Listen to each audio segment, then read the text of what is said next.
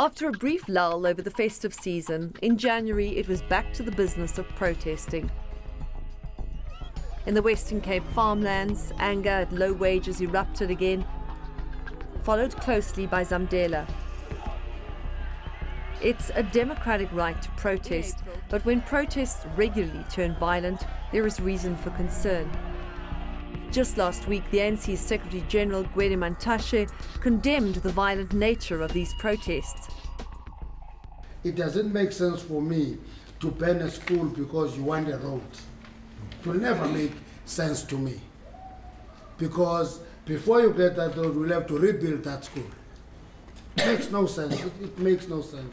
It doesn't make sense because you don't want a demarcation in Zamdela and Sasolburg.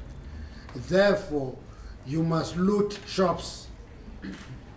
Shops have nothing to do with demarcation. Actually, those shop owners have no say, perhaps, in the demarcation. They can as well go to public hearings like everybody else.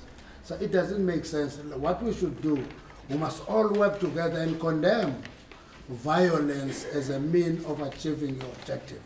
It is dangerous to society. It is going to destroy society. But Mantashe rejected criticism that the ruling party does not listen. One of the things that the ANC does, and it does well, is to go out in communities and listen. Whatever the reality, when protests turn violent, on the mines, in townships, on farms, the images are beamed around the world.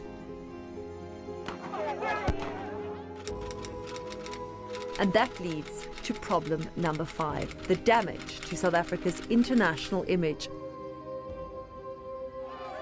As a so-called gateway to Africa, we're closely watched by international markets, says Sizwe Ngwathe, chief economist at First National Bank. At the moment, South Africa is a bit of an outlier. I think we've had a confluence of negative events that have occurred that have possibly made global investors somewhat nervous about us and possibly take a wait-and-see a position on the outlook for South Africa. And I think it comes through in the rand. Not only has the rand appreciated rapidly this year, but credit rating agencies have downgraded us. There's the perception we're not a safe haven for investment. Not entirely uncommon for emerging markets.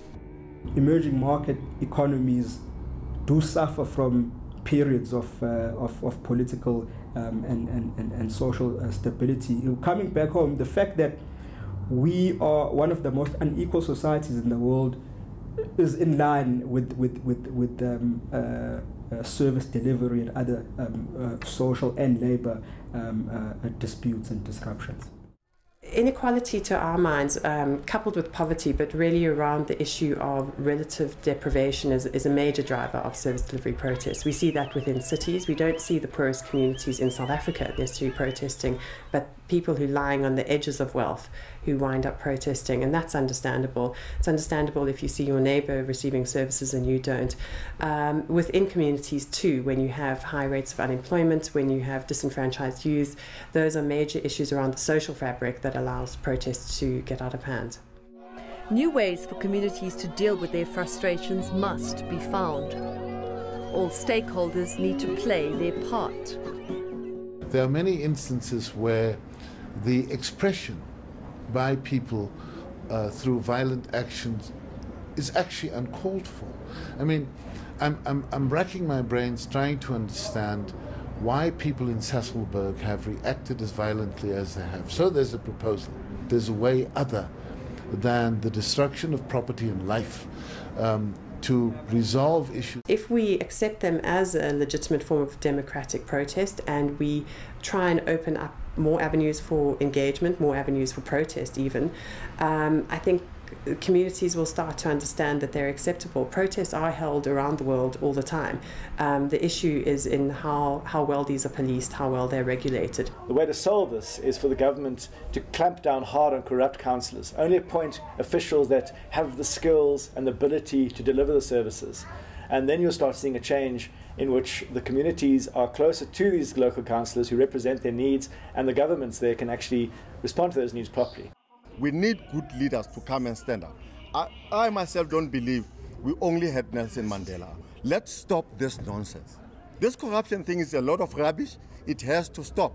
And we need people with integrity, people who will come and serve the community. And that's it for this week. We want to hear your views. You can email us on thirddegree@etv.co.za or fax us on 011-880-8883. We're also on social media. You can find us on both Facebook and Twitter. Do also send us story ideas. We are always open to hearing those. Until next week then, goodbye from the Third Degree team.